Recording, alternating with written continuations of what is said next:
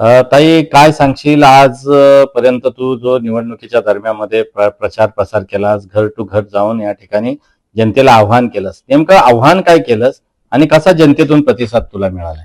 नमस्कार, मी अक्षा नमिता प्रशांत नाईक. तुम्ही मला तो हा प्रश्न विचारला, जनतेला आव्हान काय केलं?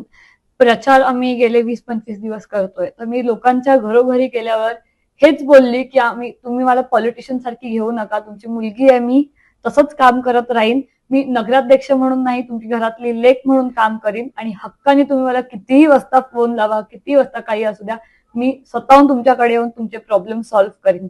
दुसऱ्यांसारखं नाही, फक्त अनेक वर्षांनी पॉलिटिक्समध्ये येऊन बोलत जाईन की मी हे करीन, मी ते करीन, माझी एवढी तयारी नाही, माझी तेवढी तयारी आहे. मी हे बोलून दाखवणार नाही माझी किती तयारी आहे. तुम्हाला माझं काम दिसेल सर्वांना आणि तुमचा सपोर्ट माझ्यासोबत आहेच, तसंच राहू द्या. उद्याच्या दिवशी सुद्धा खूप भरघोस मतांनी मला निवडून आणा, हीच माझी सर्वात मोठी अलिबागकरांकडनं विनंती असेल आणि माझा विश्वास देखील आहे अलिबागकरांवर तेवढा. अलिबागचे जे प्रतिस्पर्धी उमेदवार नगर परिषदेसाठी तुमच्या सोबत आहेत, निवडणुकीच्या रिंगणामध्ये असताना त्यांनी जे काही प्रचारादरम्यान सांगितलेलं आहे की अलिबागकरांना या ठिकाणी घरपट्टी माफ वगैरे केली जाईल, कशा पद्धतीनं बघता या विधानाकडे?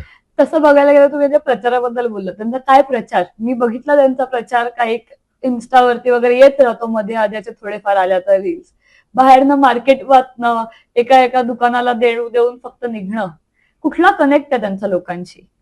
अलिबागकरांचा अलिबागकरांच्या लोकांसोबत हा कनेक्ट असणं सर्वात मोठे गरजेचं आहे, जे माझं आहे घरोघरी. मी अलिबागकरांना माझे घरचे म्हणून घेते. आणि हे टॅक्सेसचं तुम्ही बोललात, तर बाहेरच्यांनी आम्हाला येऊन सांगूच नाही टॅक्सेस काय करतील आणि काय नाही ते. हे टॅक्सेस बंद करायचं बोलतात पुढचे 5 वर्ष. पैसे कोण देणार आहे अलिबाग चालवायला? हे घरपट्टी अलिबागमधली, हाच अलिबागमधला 90% ऑफ द इन्कम अलिबागचं घरपट्टीमधनं येतं. ते त्यांच्या पॉकेटमधनं देणार आहेत ही घरपट्टी, की वरनं आणणार आहेत पैसे? हे मला नक्कीच जाणायला आवडेल.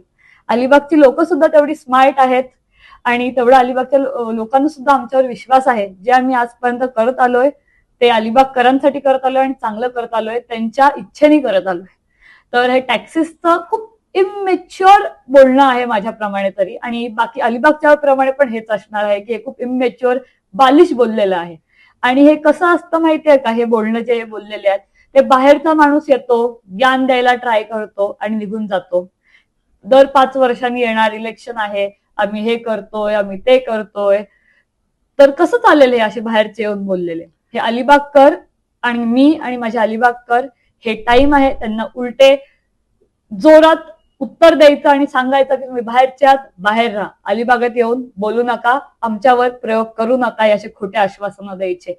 इलेक्शन 5 वर्षातनं एकदा येतात, आम्ही तुमच्या घरात बसलेले लोक आहोत, तुमची लोक आहोत. जनतेशी संवाद साधताना कोणते प्रश्न जनतेकडून आपल्याकडे आले, आपल्या विकासाच्या विजन व्यतिरिक्त कोणत्या प्रश्नांना आपल्याला न्याय द्यायला आवडेल आणि जनतेला आपलं नेमकं काय आजच्या दिवशी आव्हान असेल? सर्वात मोठा प्रश्न माझ्यापर्यंत आला जो पाण्याचा आहे, जो अलिबागचे लोक देखील बोलले, आणि हा प्रश्न सर्वात जास्त हाईप केला गेलेला आहे तो ऑपोजिशन कडनं. तो एकच प्रश्न आहे, कारण का दुसरे तर प्रश्न त्यांना भेटत नाहीयेत बोलायला तसं बघायला गेलं. कारण का अलिबाग ते एवढं चांगलं आहे, ऑलरेडी सगळी कामं होत आहेत अलिबागेतली, प्रशांत शेट त्यांच्या घरोघरी अवेलेबल आहेत त्यांना सगळ्यांना जेव्हा हवंय तेव्हा.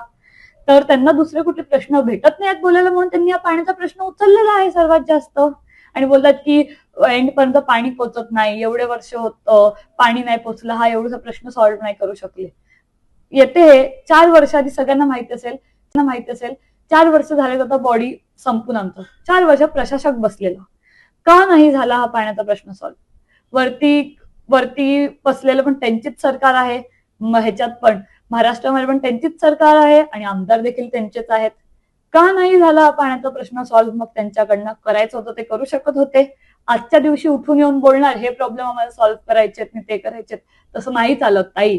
तुम्हाला अलिबागच्या लोकांच्या मनात बसून, अलिबागच्या घरोघरी जाऊन प्रश्न विचारून सॉल्व्ह करायला लागतात आणि काय आहे आणि काय नाही ते जाणायला लागतं. त्यांनी प्रश्न असा मांडला की टँकरनी पाणी जाते. आजच्या दिवशी प्रशांत नाईक आहेत म्हणून हे टँकरनी पाणी देखील जात आहे.